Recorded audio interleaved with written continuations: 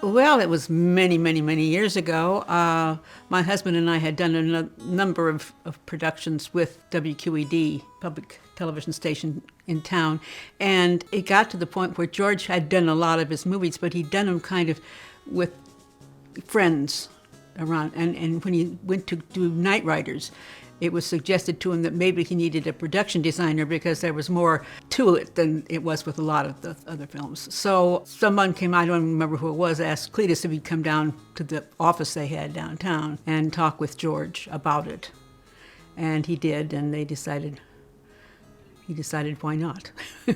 It's not that he'd ever done anything of that scope, but he was at the time doing a Macbeth for the public theater at the same time, so it made things pretty busy for all of us.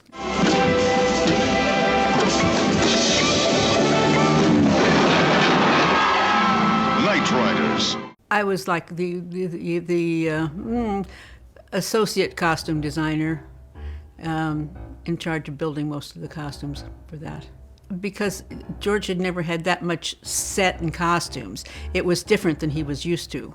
It was difficult in the very beginning because they established the little group, out in this field, and then it rained on the first day of shooting, and things kind of got rained over and blown down and stuff, so it didn't get off to a very good start. Throw down the gauntlet. Take up the challenge. A new age begins. Night Riders was fun because we were doing, the whole team of the two different kinds of, Savini's team and the kind of regular people team. That was fun, and I will never forget. And I don't know who it was when one of the actresses came in, and the first thing she said to me was, "I have something I have to tell you." And I thought, okay. She's pregnant. That's the only thing she would have to tell a costume designer that she's never met before. And that was true.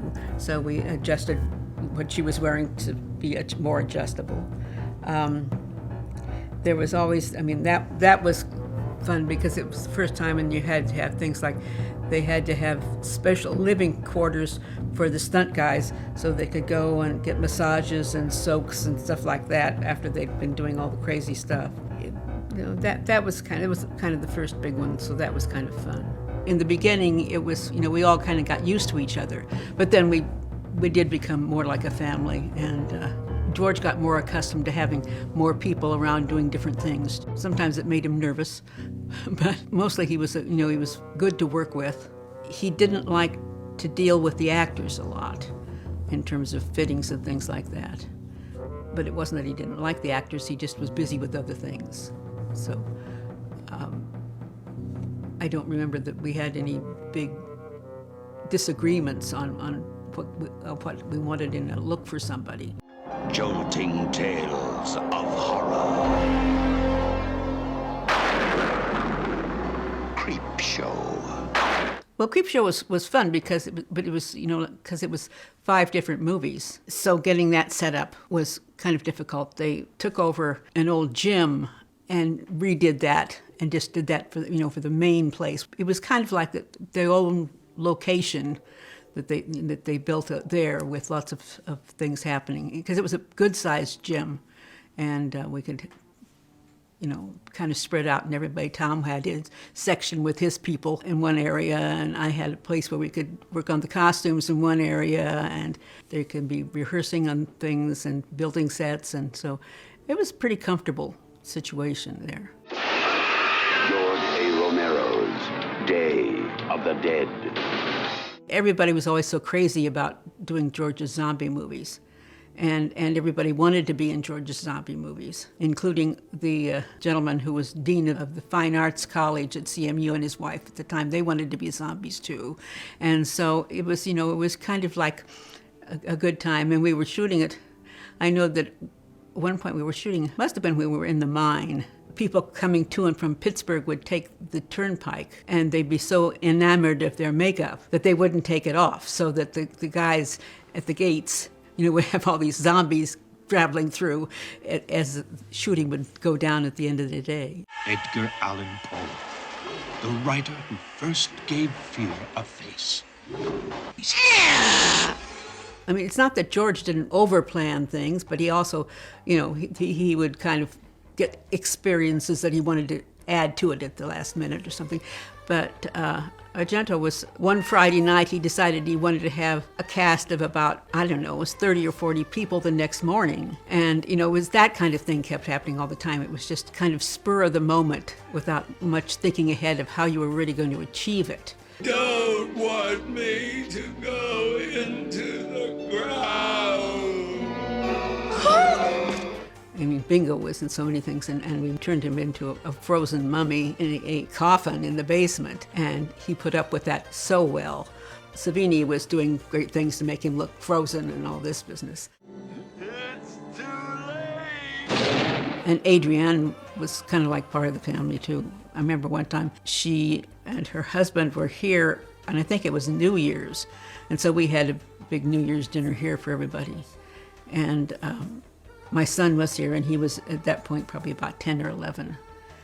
And he was upstairs playing something on the television set, and Adrienne's husband went up to play with him, and Chris beat him, and he called him a dirty word. I thought that really was not very polite. It's a fucking cat! Meow! Meow! A cat! Well, Harvey was difficult. He liked to be pampered, one of the crew members being officially in charge of pampering Harvey. And I know he got really annoyed at we were doing one shoot and I had to go away because Cletus and I were taking Chris to college. And he got very annoyed that we were doing that. He thought that was it, you know, the kid should go off to college by himself. And, well, we thought maybe we'd just drive him up to Rochester. He'll be fine, Harvey. Thad Beaumont has a secret. I know all about it.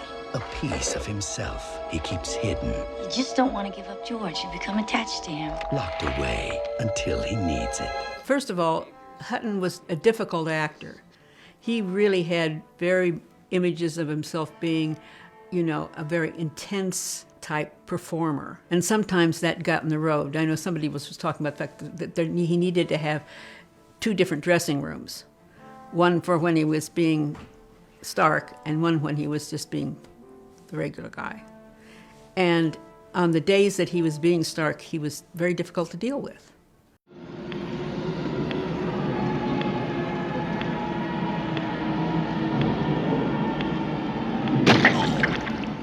George was a dear, dear friend for many, many years.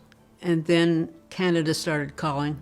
And there was a while there when he was working in Canada, and he would come back and he'd come over and we'd all sit around and go over what he was doing, how things were like that, and that was fine. But then once that movie opened, so funny because the movie opened here and then he left the next morning and nobody ever saw him again. That's not really true, but basically that was that he just left town. So I don't know what it was. He never got along with the producers terribly well. I mean, because he would want things and they would want other things sometimes. So that would make it difficult. But it wasn't really big fights or anything. It was always, you know, it's kind of difficult because we both taught at the same time we were doing those films. So it made our lives very busy. And keeping up with school and keeping up with the demands of the film work. So it was exciting to do. I mean, we enjoyed it.